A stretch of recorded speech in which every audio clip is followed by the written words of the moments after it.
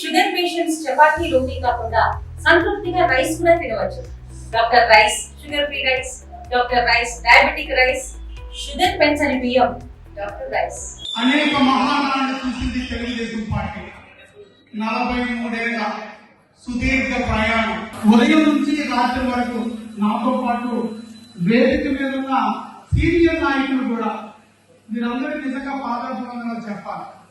ఎందుకంటే మీ ఊరు వస్తే ఆ గంట ఉంటాం, కానీ ఉదయం నుంచి నాతో పాటు మండు ఎండలో మధ్యాహ్నం ఎక్కడ గోధుమ విరామం కూడా ఇవ్వలేదు.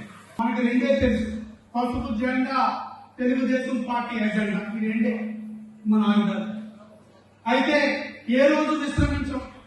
ప్రతిపక్షంలో ఉన్నప్పుడు పోరాటాలు చేస్తాం, అధికారంలో ఉన్నప్పుడు పోరాట స్ఫూర్తితో పనిచేస్తాం.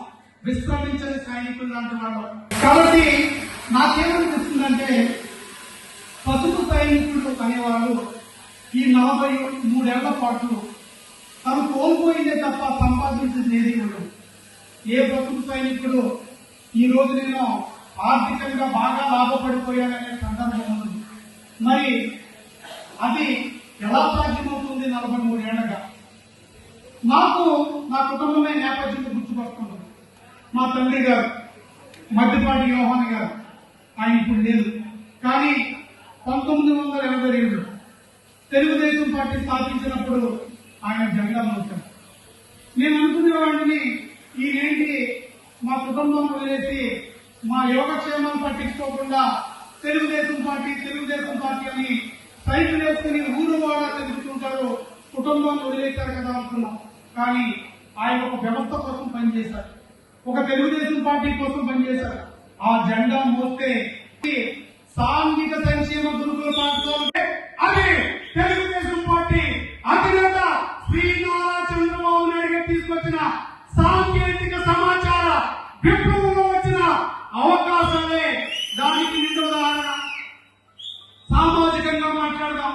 ఒక తెలుగుదేశం పార్టీ వచ్చాక, స్థానిక సంస్థల్లో రిజర్వేషన్ ఇచ్చాక, సగర్వంగా బీసీకి అవకాశం ఇచ్చాక ఆ రోజు చెప్పడం మొదలు పెట్టాం, ఇదిగో మా గ్రామ సర్పంచ్ గారు, మా బీసీ నాయకుడు, ఇదిగో మా పక్కన ఎంపీటీసీ గారు కింద పడిపోతానేమని భయమేసి కౌలుల దగ్గర గుడి దగ్గరికి వెళ్లి ఆ గుడి దగ్గర కుప్పకూలిపోయారు.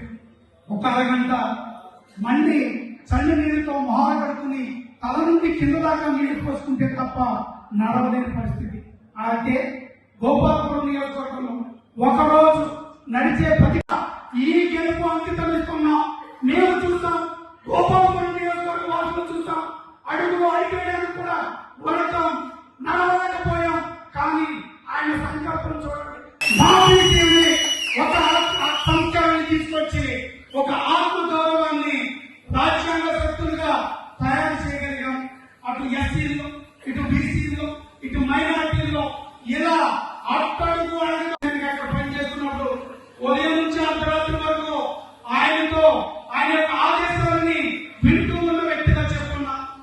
కొన్ని సందర్భాలు ప్రతిపక్షంలో ఉన్నప్పుడు అయితే ఒక రాక్షస మూకుడు దాడి చేస్తుంది, ఆయన సమాయించుకుని ఎన్నోసార్లు ఉద్వేగాన్ని అంచుకున్న సందర్భం నేను చూశాను.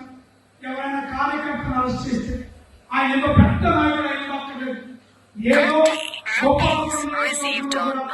ఏదో ఒక ద్వారకా తిరుమల మండలంలో ఏదో ఒక పల్లెటూరు లాంటి గ్రామంలో ఒక కార్యకర్తని అరెస్ట్ చేశారని చిన్న సమాచారం వచ్చిన అక్కడి నుంచి ఆయన మొదలు పెట్టారు.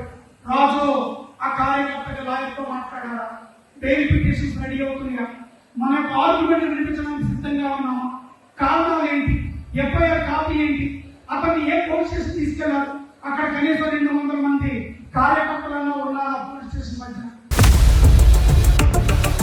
ఇండియా పాకిస్తాన్ తాజా అప్డేట్స్ కోసం డౌన్లోడ్ చేసుకోండి RTV లైవ్ యాప్.